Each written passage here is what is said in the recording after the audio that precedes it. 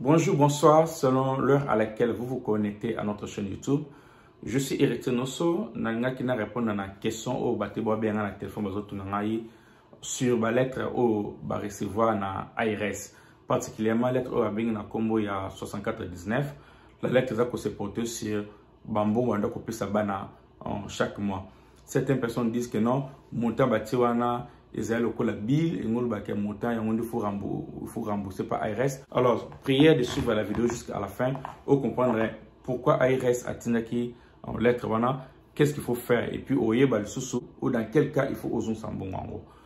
D'abord, ARS a tenu lettre en poignée. Nous le savons tous que parmi bambon au bana bazwaka ils ont bon au bengaka child tax credit. Et ils ont besoin de $2000 au Tekomata. On a monté à $3600 pour na bana baza na moins de 6 ans. Et puis $3000 pour na bana au baza na moins de 18 ans. Mais le cola 6 ans, de 6 à 17 ans. Donc on a pour 18 ans, le colo il y a 6 ans, $3000.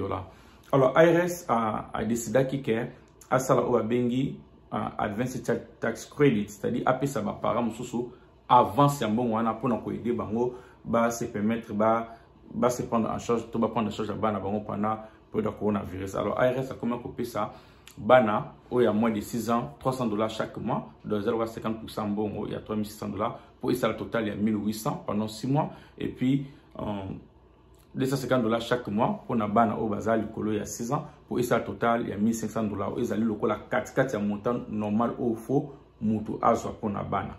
Alors ARS a tenu qui lettre parce que ils ont par exemple sous tellement bazana bani belé tout ba kota mo belé confusion elinga qui ezala pour na koyeba montant exact au ARS a pu qui comme avance. Alors par exemple moi nous azana 10 ans au normal faut azwa montant il y a $3000 et avance nous a $1500. Ce qui au bossani tant ça taxe nous pour na ba software et poser question est-ce que aux autres il y a un bon on a yo il y a Advanced Child Tax Credit, ce que l'objet oui et tout nos montants. À supposer que aux autres $1500 mais au bossani au lobby $1000, to au lobby $2000, to lobby que aux autres. Tant que na taxe na yo na système kuna tant ou et que constater que montant au bas basant on a système na au PC ezali différent et recréer erreur wana et ça que taxe na yo au liba process en auto balance en bon ça en auto bon tant on de côté il faut monter aya manuellement à checker erreur ni ezali est-ce qu'il faut balexango bongo est-ce qu'il faut bâtir de lettres au projet et loco. Alors tema ARS azana ba arrière ba taxe bilé plus de 6 millions il y a ba ça ba taxe année passée non à foutu bangoté. Alors ARS a décidé à ça ba montant exact bazango pour nous éviter erreur wana pour que bato bata pena montant exact tout ko matcher na oyo ils ont un carte système et les cambalements sur la taxe rapidement. Donc, première raison où ARS a tindi, ils ont kaka, ils ont yangwana pour éviter les erreurs. Alors, qu'est-ce qu'il faut faire? Il faut que ma lettre n'a pas, mon tata pour parler aux taxes et clarifier bien la situation pour que ata montana exact. Ce qui pose la lettre en monté, ce que vous avez sur ma casse dans montana, il y a au peut que le bango, mais ils ont recommandé que vous avez la lettre pour éviter la confusion. Pourquoi encore? Alors, on se poser la question que à quel ça la taxe montant nae de la taxe de la na ba software et là ça montant par exemple comme la $3000 comme la $3500 tombe tout n'est kaka montant wana ou azwa qu'il bosse ça par exemple $1500 mbona équité ba tout va que non c'est comme si ça bon que ba rembourser les ARS non contexte il faut mieux que contextualiser les accords que non ba peut ça déjà avance c'est-à-dire ce qu'il fallait aux $3000 pour moi, on a besoin d'avancer à $1500. Donc, tant au présenté il faut quitter ça, montant pour plus ça déjà avance. Alors, ARS a tiré là opportunité, côté la carte système naie, ce qui nous dit non, au lieu de bambo mike bwe, non zanga ngote na zilaka na zoka nous sommes bambo, on éviter ba problème sous dans l'avenir que na tomber la catégorie sous ba. Donc, côté la carte système ba opt out, c'est-à-dire à signaler ARS que non, nous avons bon aussi côté nous avons aussi nous sommes kamba la moko. Bana pe oba botami année passée to ban oba zuba social security na bango to ba na ba permis année passée bango pe bazana catégorie ya bato oba zambo na bango nyoso mbala moko na année oyo parce que ARS a mpese la bango mbongo te. Donc wana ezali deuxième raison oyo ARS a tindela bato et puis bato bando ko confondre pour no lobake non eza lokola ozo zongisa bato. Mais bato so ba se retrouver na baka oyo que a commis na position où faut yende afuta l'état. Oui, cause na bana na taxe ngikoloba pas forcément que l'état a obaxelo mbongo. Le jeu ezala wana eza question mbongo nini oyo yo l'état akata kio. Ce qui l'état akata kio mbongo ebele makasi papa fala akata yo yende fo azon solo mbongo. Mais so l'état akata kio mbongo qui est makasi par rapport ya montant au fallait akata yo yende ce faut azon solo mbongo. Le jeu ezala kawana. Alors bato so ba se retrouver na kani. Par exemple, total mbongo nous sur la taxe au fallait ozwa et ça le cola $5,000. Alors ceux qui déjà va ça que déjà $1,500 au moins un montant il faut équita dans $3,500 pour déjà aux autres qui d'ambo avance. En revanche ils ont un montant mususu ton susu total mbongo na au fa devoir ARS et ça là $5,000. Alors ceux qui est tombé que aux an ARS il y a montant à $5,000. alors nakana tellement ARS article na $1,500 no so net mo na zaki na 10 ans que ARS va $1,500.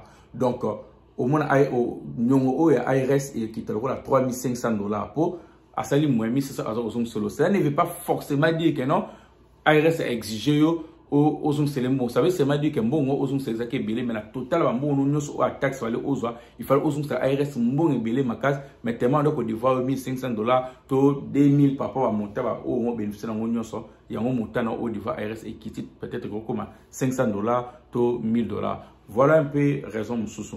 Alors question mususu bato baza ko se poser ezali est-ce que ezana na bakani ni mutu fo a rembourser mbongo wana na ARS. Alors tous na 3 cas ya bato oyo bako se retrouver na position et il faut ba rembourser ba advanced tax credit na ARS.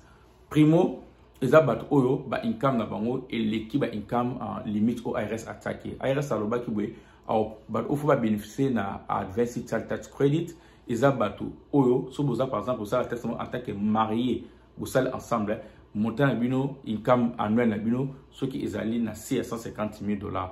Ce que vous avez par exemple marié mais vous allez séparément income limite na bino ezali là $75,000 $75,000.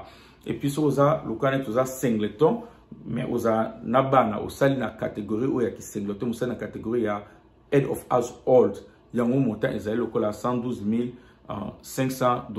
Parce que ceux qui ont l'équipe montant wana nde se retrouver dans le cas où c'est ARS. Quand ils sont ko le cas montant wana ARS pour après ça va tomber tellement tous qui na katikati année 2021 ayebagité income annuel ya mutu eza combien salaire annuel na eza combien. Alors à se référer qui na taxe 2020 taux taxe 2019 ce que information mutu taxe 2020.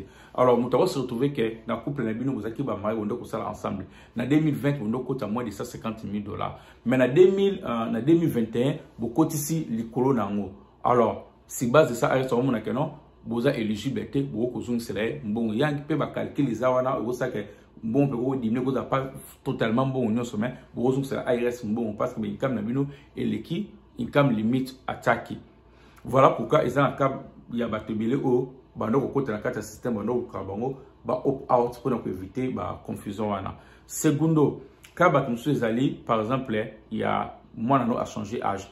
ARS tellement à se référer qui na taxe à 2020 ce qui moi na yo azaki na 17 ans en 2020. Alors la 2021 au bazo considérer moi a comme na 18 ans. Or à 27 tax credit ezaba moi na 18 ans. Alors tellement batinye comme mbongo par rapport ya data ba donné au bazalon en 2020 mutabon au se retrouver pe na ka au ARS mbongo moi na parce que moi na déjà âge na emati.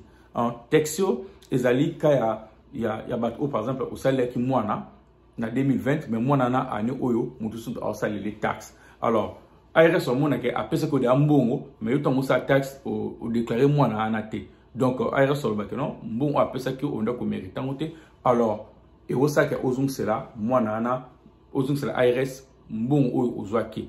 En voilà un peu baka o balako se retrouver dans moment wana. Alors une autre clarification n'a parlé uniquement dans la lettre Wabengi 6419 Alors, prière, quand on a la lettre, nous sommes très bien, et ça, les lettres, nous sommes au considérer que non, et retient nous saloba qui oui, non, balette comme chose à peine ma particularité, nango, ma chose spécifique na yomoko, c'est même toujours que c'est ça, que tant la lettre, soit bien anglais, que comme d'habitude, anglais, attendre le ango, aussi rassuré que, ils ont concordé dans oyo, dans lobby, na carte lettre, ils ont des lignes, ils ont la ligne sous, bâtir montant aux oies qui, par exemple, le montant qui a 1500 pour un mois na moko, bâtir nombre d'enfants moko. Donc, voilà un peu.